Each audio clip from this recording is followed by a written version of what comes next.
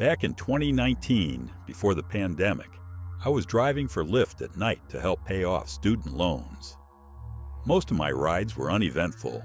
Drunk people heading home, tired workers finishing late shifts. But one night, I picked up someone who I'm convinced wasn't normal at all. It was close to 2 a.m. when I accepted a ride request. The pickup was listed near a train station that had been shut down for renovations for months. I thought maybe the GPS pin was slightly off, but when I pulled up, the place was completely deserted. No cars, no people, no reason for anyone to be standing there at that hour. That's when I noticed her, a woman standing perfectly still on the sidewalk, wearing an old-fashioned coat, long and buttoned all the way up, despite the warm night. Her hair was neat, pinned back, but her face was pale, almost colorless under the dim streetlight. She didn't wave or move, just stared. I rolled the window down and asked, "Are you Angela?" She nodded once without a word and got into the back seat. She didn't smell like alcohol, didn't fumble with her phone, just sat there quietly, hands folded in her lap.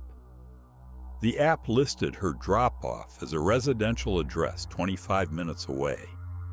As I started driving, she never looked at her phone, never glanced out the window. She only stared straight ahead at the back of my head.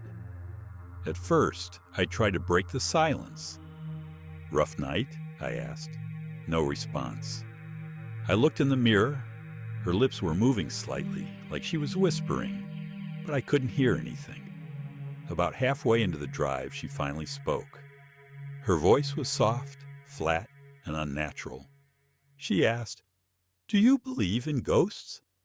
I chuckled awkwardly, thinking she was making small talk. "Not really," I said. "Why?" Her eyes met mine in the mirror. "Because you're driving one." I laughed nervously, but she didn't. She just turned back to the window. The address on the GPS was coming up, a small house at the edge of town. But when I pulled into the street, I froze. The house was burned down. Nothing left but a charred frame and blackened rubble. I turned to her and asked if this was the right place. She leaned forward, whispering, "This is where I died." Then the car door opened, by itself. She stepped out without a sound, walked toward the ruins, and vanished before she reached them. The ride ended on the app, but when I checked my trip history later, there was nothing. No record of Angela, no ride. Just an empty gap in my log. To this day, I can't drive past that burned house without remembering her face staring at me in the mirror.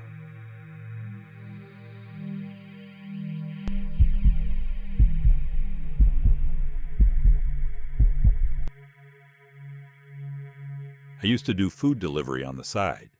Most nights were easy. Pick up, drop off, done. But one Saturday, I got an order that still makes me uneasy. The pickup was at a late-night pizza shop. Nothing unusual. The drop-off address was on the outskirts of town, a small rural road lined with old farmhouses. As I drove, the houses got farther apart and the road darker. The app guided me to a 2-story house with no lights on. The front porch was sagging. The windows were covered with what looked like plastic sheets. I knocked, food bag in hand. No answer. I sent a message through the app. "Your order's here." A reply came almost immediately. "Come inside." Doors open. My stomach dropped. That was not normal. Delivery rules were clear. Leave it at the door, never enter. I replied, "I can't go inside. I'll leave it here." No response, just silence from the dark house. I set the bag down and turned to leave. That's when I heard it, a faint whisper from inside. My name, not the driver, not delivery guy, my actual name. I froze. I hadn't given my name to anyone. It wasn't on the receipt. The whisper came again, louder this time, almost sing-song. "Come in, Daniel. We're hungry." I bolted to my car, but when I looked back, I swear I saw someone standing just inside the doorway. Tall, thin, their face hidden in shadow. When I checked the app later, the order was gone. No record of it, like it was never placed. The next day, curiosity got the better of me. I asked around at the pizza place if anyone had delivered there before. One of the cooks gave me a strange look and said, "That house? Nobody's lived there for years. Family died in a fire. Orders still come in sometimes, but we don't question it anymore." I thought he was joking till he added, "Last driver who went inside? Never came back." That road has a reputation now. A couple other drivers said they've had similar experiences. Fake orders leading to that same abandoned house. Nobody goes there anymore, but every so often new drivers still do, and not all of them get back in their cars.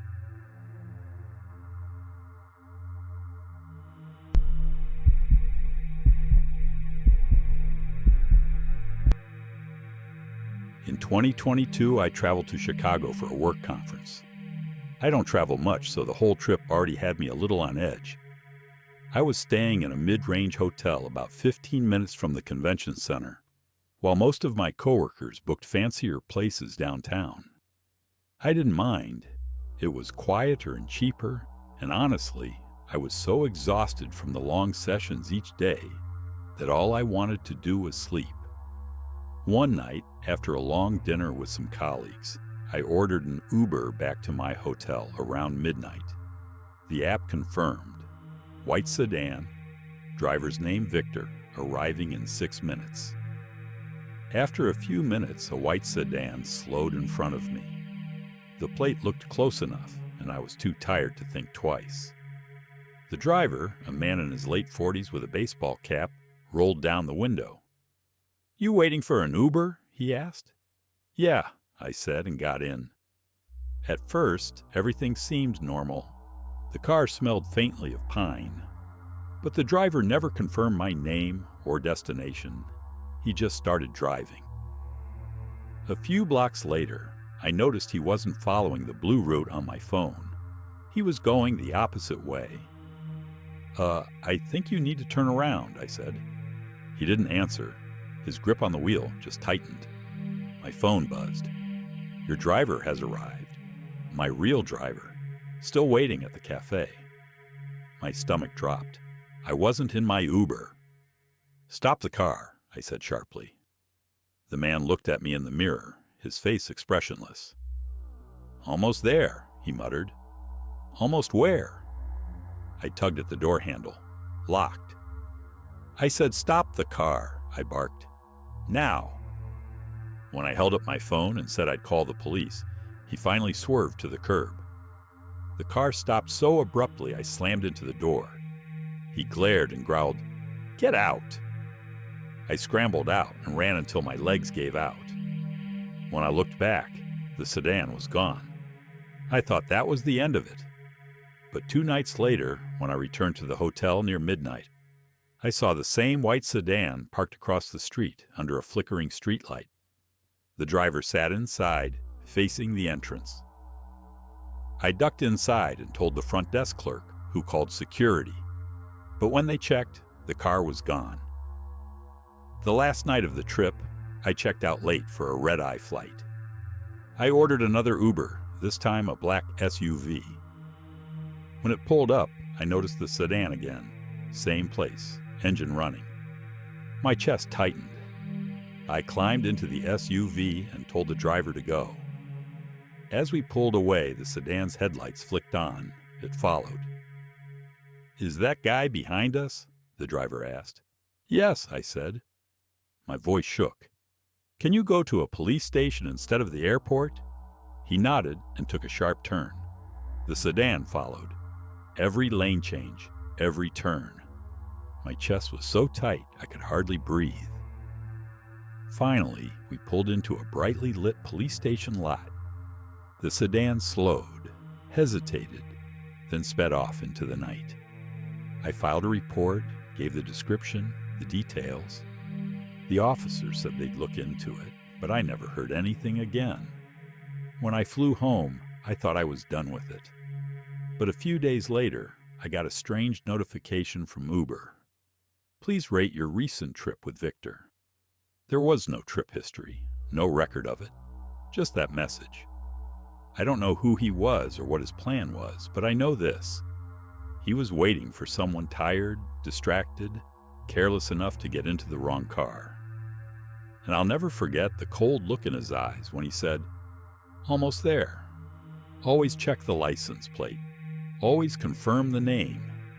Because sometimes the wrong car pulls up, and if you get in, you might not get back out."